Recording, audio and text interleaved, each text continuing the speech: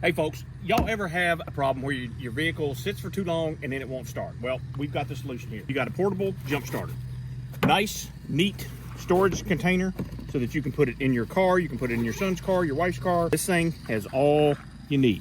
You can also use this as the output if you need to charge your cell phone. If you want to find out what the charge is, you simply push this button, the light comes on. So if you're on the side of the road and you need to tell somebody, hey, I'm alert. Okay, it's hard to see it in the sun, but that light is working pretty good. These are your terminals. Put your port right here.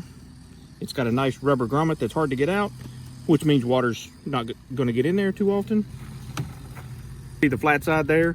That flat side goes just like that right there.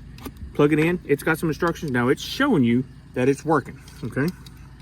So what I'm going to do is I'm going to put this to the red and this to the black, okay?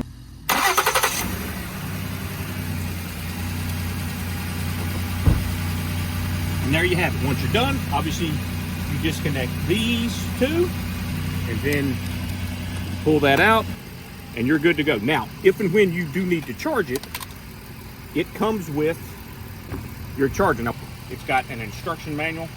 It stows away nice and compact. It shows the display.